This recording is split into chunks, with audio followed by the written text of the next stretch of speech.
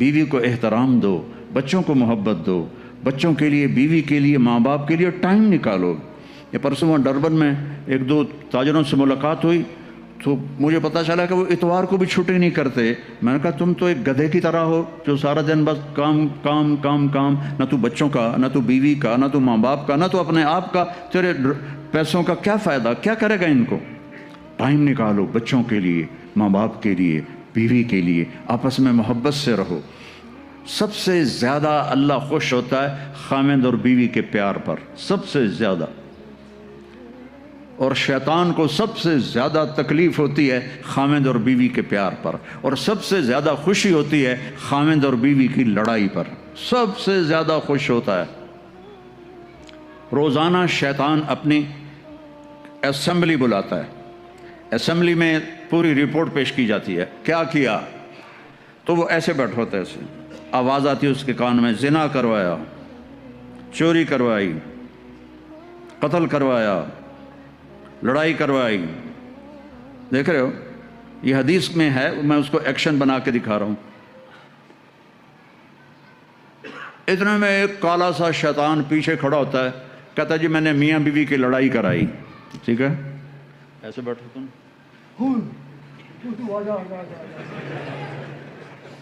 اور اس کو ایسے گلے لگاتا ہے۔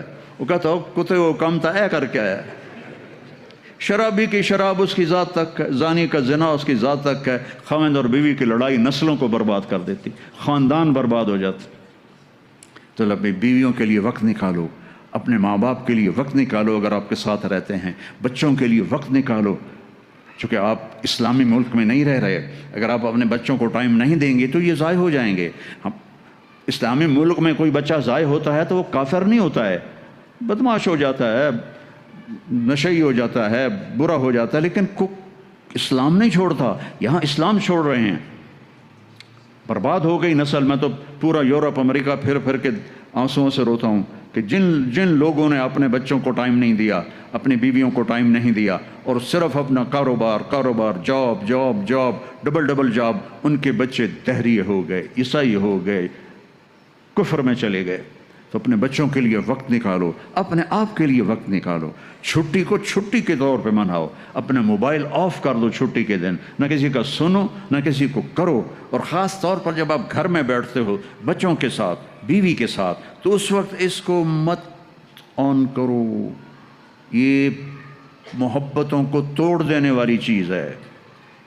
میں اپنی بیوی سے بات کر رہا ہوں، مثال دے رہا ہوں، آگے اس کا فون کرتا ٹرن، کہتے میں یہ تھوڑی کال لے لوں، اچھا بھی لے لیں، لیکن میں اندر سے بجھ گیا۔ بیوی مجھ سے بات کر رہی ہے، میرے فون نے کیا ٹرن، میں نے کہا میں ذرا گل سن لوں، وہ اندر سے مٹ گئی۔ اور یہ چھوٹے بچوں کے ساتھ بڑی زیادتی کرتی ہیں مائیں، ڈرامہ دیکھ رہی ہیں، بیٹا آتا ہے اماں مام، کہتے ہیں ہاں بولو، نظر یہاں سے نہیں ہٹی، نظر ڈرامے پر ہی ہے، ہاں بولو مام مجھے چاہیے، بعد میں آنا، نہیں مجھے ابھی چاہیے، کہہ رہی ہوں نا بعد میں آنا، نہیں مجھے ابھی چاہیے، دھڑا جاؤ لو کے پٹھے۔ بچوں کو تباہ کر دیا۔ جتنا وقت، میں یہ نہیں کہہ رہا ہوں کہ سارا دن تم فون بند کرو یا سارا وقت گھر میں فون بند کرو، جب اپنے بچوں کے ساتھ وقت نکالو بیٹھنے کے لیے، بیوی کے ساتھ، ماں باپ کے ساتھ، اس وقت اس کو بند کر دو۔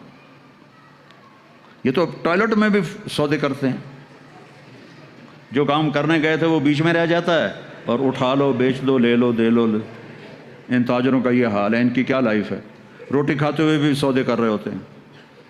ایک پاکستان کے بہت بڑے تاجر، ہم کھانے پر کٹھے تھے، اس کی گھنٹی بجی، اس نے کان سے فون لگایا اور آدھا گھنٹہ وہ کھانا بھی کھاتا رہا اور فون بھی سنتا رہا۔ میں کہا تم سے تو ہم بڑے اچھے ہیں کہ تمہارے اس پیسے کا تمہیں کیا فائدہ جو تمہیں روٹی بھی نہیں کھانے دیتا۔ تو مطلب اعتدال سے چلو، درمیانی چال چلو، ایسے پاگل نہ بن جاؤ اس کے پیچھے کہ نہ بچوں کا ہوش رہے، نہ اپنا ہوش رہے، نہ بیوی کا ہوش رہے، نہ ماں باپ کا ہوش رہے۔ اگر آپ مالدار ہیں زکوٰۃ دیں، یہاں بھی غریب لوگ ہیں، زکوٰۃ دیں، اور صدقات ان غریبوں کو، غیر مسلموں کو دیں۔ اللہ تعالیٰ غیر مسلم کی بھی سنتا ہے اور مسلم کی بھی سنتا ہے، سب کی سنتا ہے۔ کسی بھی دکھی کی تمہیں دعا لگ گئی، چاہے وہ غیر مسلم بھی ہے نا، اللہ کے عرش کو ہلا دے گی۔ تو سخی بنو، اللہ کو سخاوت پسند ہے، بخل پسند نہیں ہے، اللہ کو سخاوت پسند ہے۔ زکوٰۃ دینے والا نہ سخی ہوتا ہے نہ بخیل ہوتا ہے، ہاں؟ نہ سخی ہوتا ہے نہ بخیل ہوتا ہے، وہ درمیان میں ہوتا ہے۔ جیسے ہماری جینڈر ایک ہوتی ہے نا، درمیان والی نسل ایک ہوتی ہے نا، ایک مرد ہے ایک عورت ہے، ایک درمیان میں، اس کو آپ کیا کہتے ہیں؟ خواجہ سرا، خسرا، اور کیا کہتے ہیں؟ جینڈر، ہیں؟ وہ کچھ شرم کی بات ہے، صحیح زور کیا کہتے ہیں؟ وہ تم اتنے انگریزی والے بیٹھے تمہیں پتہ کوئی نہیں؟ سمجھ تو گئے ہو نا میں کیا کہہ رہا ہوں؟ اچھا آپ ایک کہانی سن، جب وہ زکوٰۃ سے اوپر دیتا ہے تو پھر وہ سخی بنتا ہے۔ خسرو پرویز جس نے ہمارے نبی کا خط پھاڑ دیا تھا، ایران کا بادشاہ، اس کے پاس ایک مچھلی والا مچھلی لے کر آیا، اس کو بڑی پسند آئی، اس نے کہا 4000 دینار دے دو۔ 4000 دینار کئی کروڑ روپیہ بنتا ہے۔ تو اس کی بیگم شیریں ساتھ بیٹھی تھی، اس نے اس کے کان میں کہا یہ کیا کیا ہے؟ ایک مچھلی پہ 4000 دینار خزانہ خالی کرو گے؟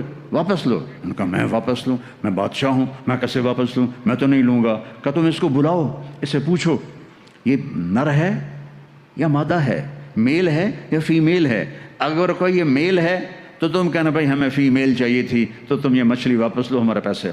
اگر وہ کہے کہ یہ فیمیل ہے تو تم کہنا بھائی ہمیں میل چاہیے تھا، تو یہ اپنے مچھلی واپس لو، ہمارے پیسے واپس کرو۔ انہوں نے کہا ہاں یہ ٹھیک ہے۔ انہوں نے بلایا، ادھر آؤ بھائی، یہ مچھلی میل ہے یا فیمیل ہے؟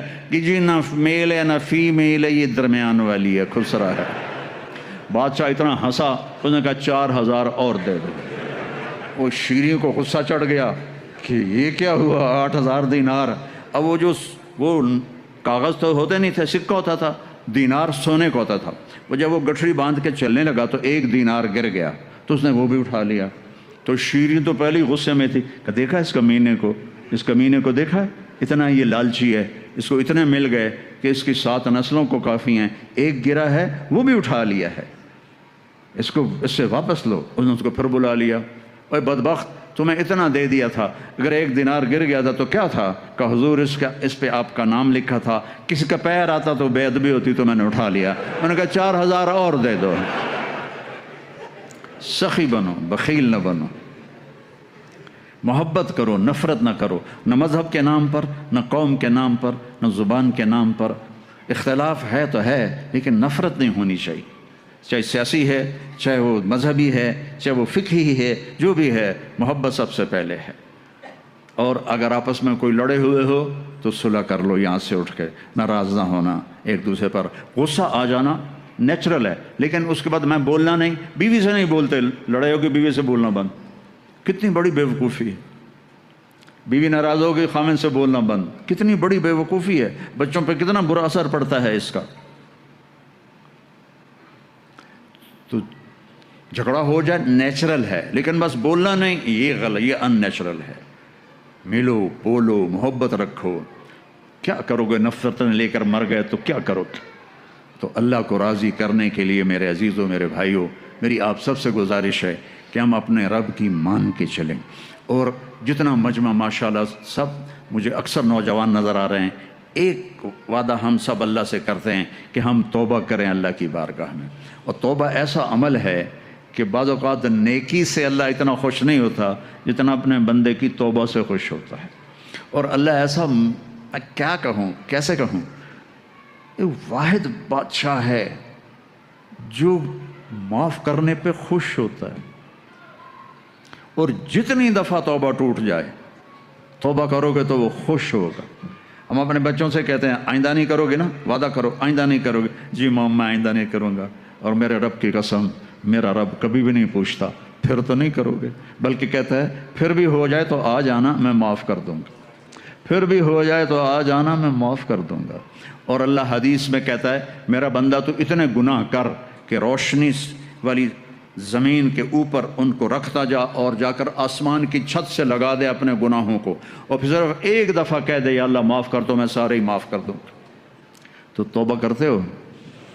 کہو یا اللہ میری توبہ، آواز نہیں آئی، پھر کہو، پھر ایک دفعہ کہو، اللہ کی قسم، اللہ کی قسم، اللہ کی قسم، جس نے دل سے کہا ہے وہ پاک ہو گیا، وہ صاف ہو گیا، اس کے سارے چھوٹے بڑے سب گناہ معاف ہو گئے۔